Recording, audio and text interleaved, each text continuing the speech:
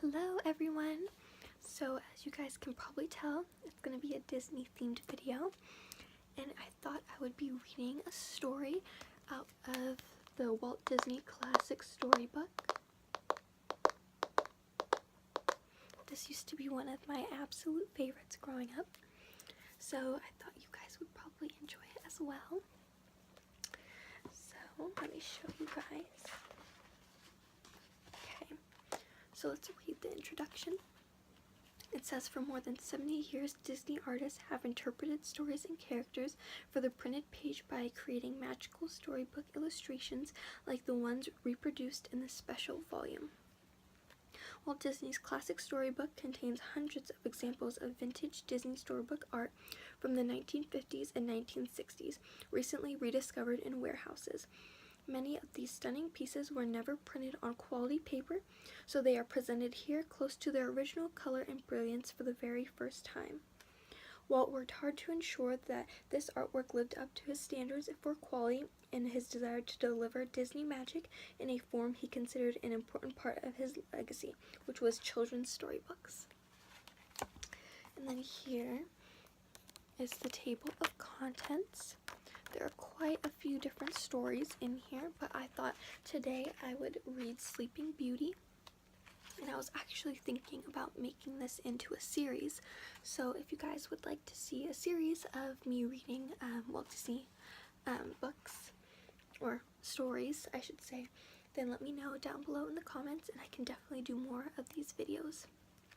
So yeah, there's Sleeping Beauty, Pedro, Once Upon a Winter Time, Three Little Pigs, Lady, Mary Poppins, The Grasshopper and the Ants, Snow White and the Seven Dwarfs, Johnny Appleseed, The Tortoise and the Hare, The Mad Hatter's Tea Party, Scamp, Pinocchio, Dumbo of the Circus, 101 Dalmatians, Boodle Beetle's Adventure, The Old Mill, and last but not least, Peter Pan, which is one of my personal favorites also. It just has this nice little picture on the inside. I don't know if you guys can tell, but look how nice this paper is. That probably doesn't really matter to any of you, but it's good quality. I like the storybook a lot. Okay, so Sleeping Beauty.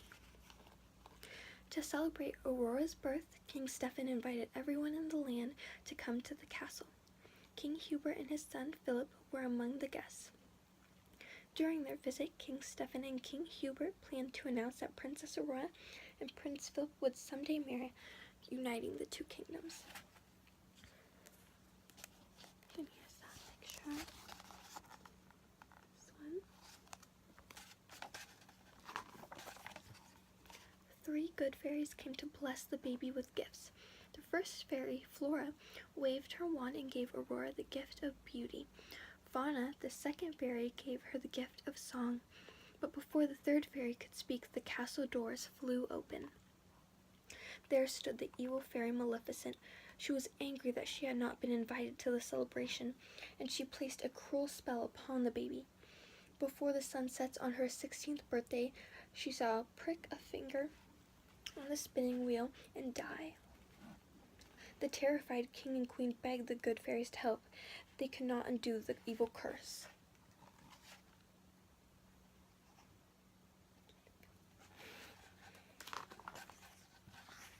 Yet there was still hope. The third fairy, Merryweather, had not yet given the princess her gift. Perhaps she could soften the spell. Merryweather waved her wand over the baby. If through this wicked witch's trick a spindle should prick your finger, a ray of hope there still may be in this gift I give to thee. Not in death, but just in sleep. The fateful prophecy you'll keep, and from the slumber you shall wake when true love's kiss shall break the spell.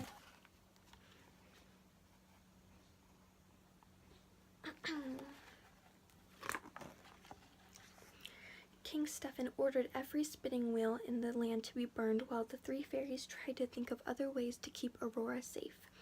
Finally, it was agreed that Flora, Fauna, and Merryweather would take Aurora away from the castle to keep her safe from Maleficent until the day of her 16th birthday. And so the king and queen watched sadly as the good fairies carried away their beloved child to a small cottage in the woods. where they would raise her as their own. The fairies changed Aurora's name to Briar Rose and vowed not to use their magic.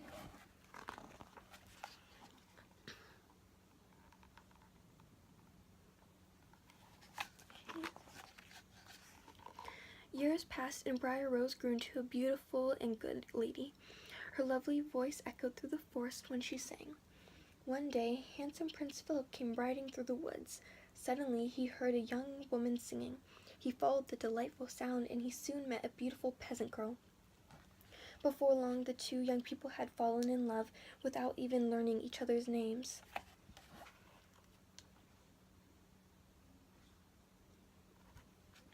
That day happened to be Briar Rose's 16th birthday. At the cottage, the three fairies decided to use their magic to make her birthday extra special. Flora had made Briar Rose a beautiful new dress. "We'll make it blue," said Merryweather. "Oh no, dear, pink," she cried Fauna. The fairies simply could not agree on a color. What a day it was when Briar Rose returned to the cottage. The fairies told her the truth about her royal birth and how she was supposed to marry Prince Philip. They were stunned when the young princess burst into tears upon hearing the news. How could she marry a prince when she was in love with the young man she had met in the woods?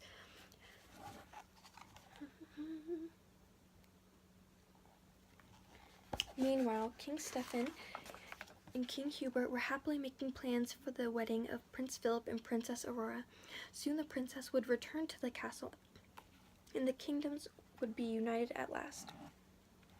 But Prince Philip shook his head and told his father he was going to marry the beautiful peasant girl, and off he rode into the woods to find his love.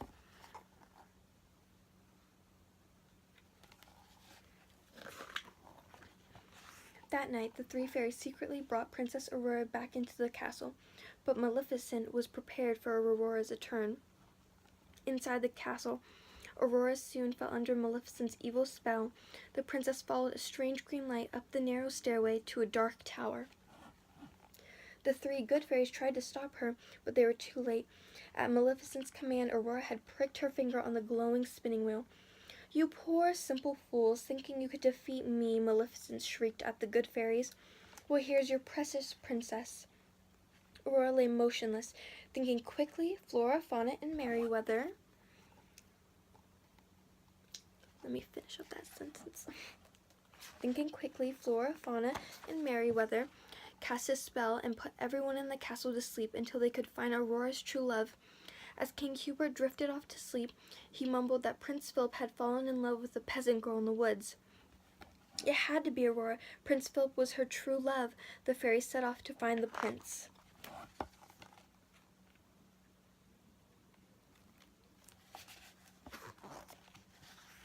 But Maleficent found him first. She dragged him to the castle and left him in chains in the dungeon. When the good fairies found him, the prince... My goodness, I'm so sorry. When the good fairies finally found the prince, they set him free. "Arm thyself with this enchanted shield of virtue and this mighty sword of truth," said Flora.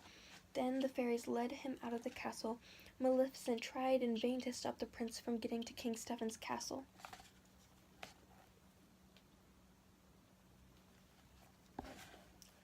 She cast a spell, and thick blackthorn bushes suddenly sprouted up, blocking Prince Philip's way.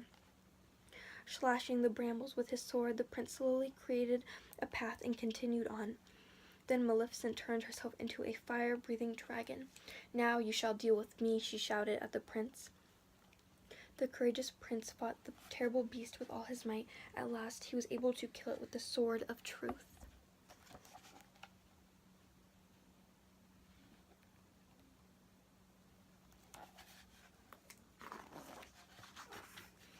Racing through the castle, Prince Philip came to the tiny chamber where Aurora slept.